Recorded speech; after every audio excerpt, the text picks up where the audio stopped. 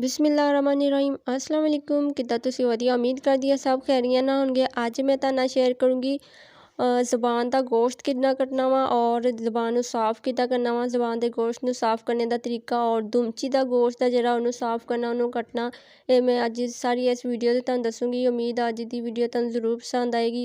ज़बान का गोश्त ले लेना वा और गोश्त नूं तुसी किद्दां साफ़ करना वा और किद्दां कटना वा। अज इस वीडियो ते मैं तुहानूं पूरा दसांगी। अच्छी तरह सफाई करनी है इहदी और ज़बान का जरा वाइट हिस्सा ना है नीचे वाला, ये सारा निकाल देना वा और बहुत ही साफ़ सुथरा करके कटांगी और आसान आ बिल्कुल कटना।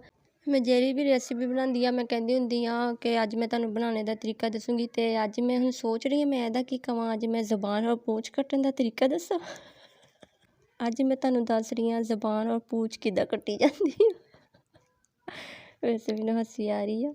अच्छा, इन्हूं अच्छी तरह साफ़ करना वा ताकि जरा इहदा वाइट जरा हिस्सा ना ये सारा उतर जाएगा और अच्छी तरह साफ़ हो जाएगा। गोश्त वगैरह जरा है ना वो अच्छी तरह साफ़ करना चाहिए वा, फिर पकाना चाहिए वा। वैसे तो बाज़ार तो भी कट्टिया कटाया मिलता वा, ते मैं क्या चलो किसी नूं नहीं भी आंदा हुंदा ते कदी मजबूरी भी हुंदी आ ते बंदा घर आप कट सकदा वा, जिद्दां ईद उद हुंदी आ। अच्छी तरह साफ़ करूँगी। मेरे चैनल नूं सबसक्राइब नहीं कीता ते जल्दी नाल जाके सबसक्राइब कर दो, नाल ही बैल आइकन दा बटन प्रेस कर दिओ ताकि तुहानूं हर आने वाली वीडियो मिल सके।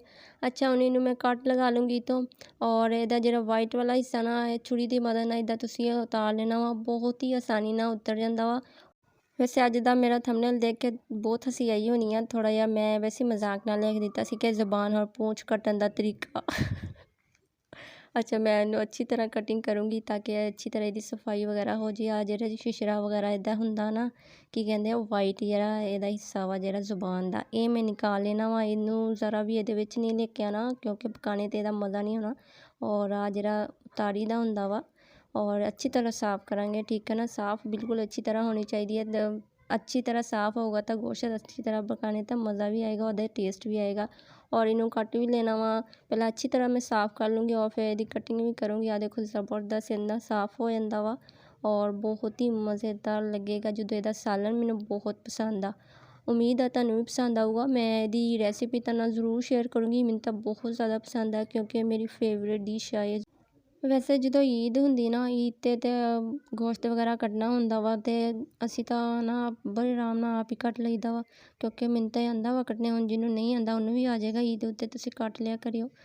ਕਸਾਈ ਬਹੁਤ ਫਿਰ ਹੋ ਜਾਂਦੇ ਨਾ ਆਕੜ ਖੋਰ, ਨਹੀਂ ਕੱਟ ਕੇ ਦਿੰਦੇ ਤੇ ਚਲੋ ਇੱਦਾਂ ਬੰਦਾ ਆਪ ਨੂੰ ਕੰਮ ਆਉਣਾ ਚਾਹੀਦਾ। ਵੈਸੇ ਮਾਸ਼ਾਅੱਲਾ ਮੈਨੂੰ ਤੇ ਆਂਦਾ ਵਾ ਇੱਦਾਂ ਦਾ ਕੰਮ, ਮੈਂ ਸ਼ੌਕ ਨਾਲ ਕਰ ਲੈਂਦੀ ਹੁੰਦੀ ਹਾਂ। ਆਪਾਂ ਤਾਂ ਕਸਾਈ ਬੰਦੇ ਹੈਗੇ ਆ ਤੇ ਲੱਗੇ ਲੁੱਗੇ ਰਹੀਦਾ ਕੋਈ ਨਾ ਕੋਈ ਚੀਜ਼ ਕੱਟਣ।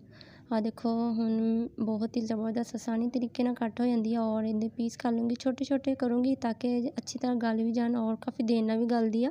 इस तो मैं थोड़े छोटे छोटे पीस करूँगी, अच्छी तरह गल जाएंगे और अच्छी तरह साफ़ होने तो बाद ज़बरदस्त कटिंग हो जाएगी इहदी।